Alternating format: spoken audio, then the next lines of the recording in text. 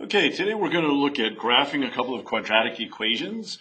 We're going to use something we call the 5-point method. And it's not anything official in terms of the 5-point method, but we use it as a guide that we're looking for 5 points.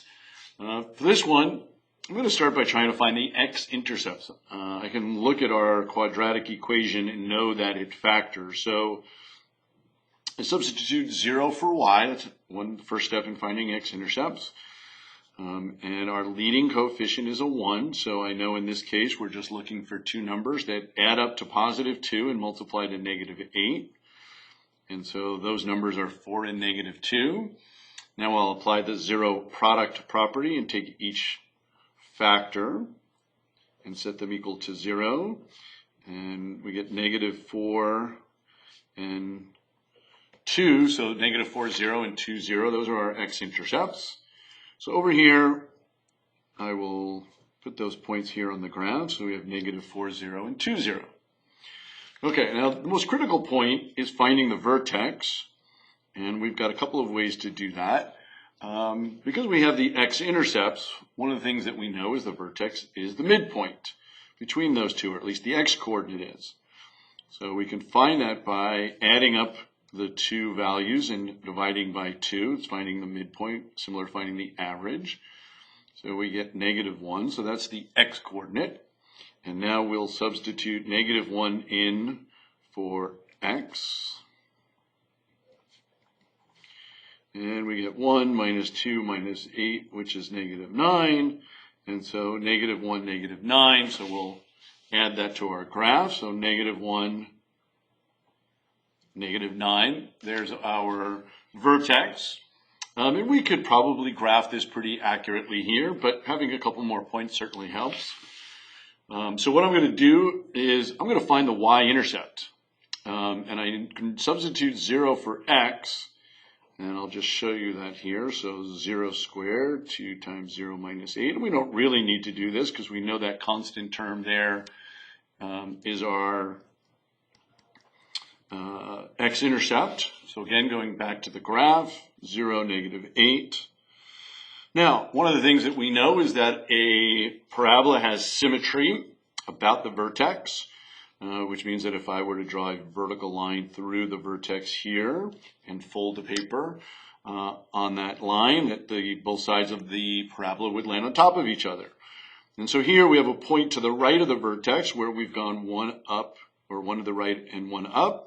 So if I go one to the left and one up, that will be our point of symmetry. So I'm just going to add that here, our point of symmetry.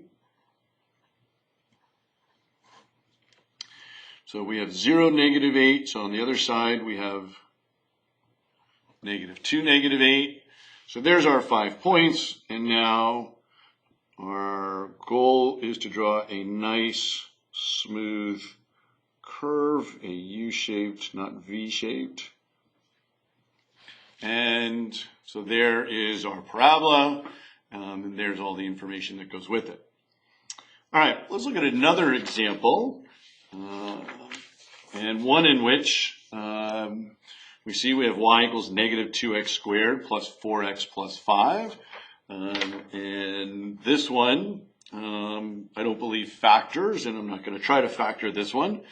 So we're going to take a different approach. We're going to find the vertex, and we know the x-coordinate is negative b over 2a. Now remember, in our standard form, we have ax squared plus bx plus c, provided a does not equal 0, right? If a was 0, we would have a linear equation. And so here the b value is the coefficient of x, which is 4. It's negative b. A is the coefficient of x squared, so that's negative 2, and it's 2 times that. So negative 4 divided by negative 4 is positive 1. So there's the x-coordinate. We're going to plug that in to find the y. So negative 2, 1 squared. So negative 2 plus 4 plus 5. And that yields 7. So the vertex is at the coordinate 1, 7. So I'll go to my graph. We have 1, 7. All right, so similar to what we did before, I'm going to find a point of symmetry. Actually, no, I'm sorry. I'm going to find the y-intercept first and then the point of symmetry to that. So the y-intercept, again, 0, 0, 5. So the y-intercept is 0, 5. And again, notice we've gone 1 to the left, 2 down. So that means if I go 1 to the right, 2 down, that would be a point of symmetry. So that's the coordinate 2, 5. All right, so again, we could probably graph this with those points, but in order to get a little bit more accurate, we're going to look for 2 more points. So a couple of things we know. Here, right, our A value is -2, which is less than 0. That tells us that our graph opens down. And we can see with our vertex here and 2 other points, right, that would open down. So you've got a couple of choices. So 1, you could just pick another x value, 3 or -1 or something like that, and plug it in and find the y values. And there's nothing wrong in that. But here's another way to look at this. With the previous parabola, one of the things, and let me get that back here again.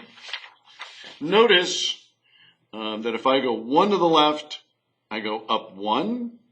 If I go 2 to the left, or right, I'm sorry, 2 to the right, I'm going to go up 2 squared or 4. So that would take me up, more accurately, I would be there. If I go 3 to the left or right, I go up 3 squared or 9. So I'm going left 1, up 1 squared, left 2, up 2 squared, left 3, up 3 squared. I keep saying left, that's right, but it's the same if I went left. So the one difference here is that our leading coefficient in the previous example, right, was a 1. So that's how this works. But here, our leading coefficient is a -2. So what that tells us is that if I go 1 left or right, left or right, I go down, in this case, -2 times 1 squared. So it's the 1 squared, because I went right and left 1, times the -2. So now, if I go to the right 2, I'm going to go down 2 squared times the -2. So 2 squared is 4, times 2 is 8.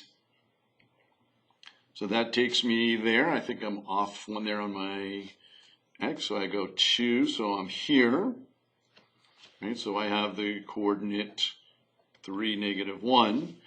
And then if I go left 2, 1, 2, I go down 2 squared times the 2. So 2 squared is 4, times 2 is 8. So, and again, there's also a point of symmetry. So now that I have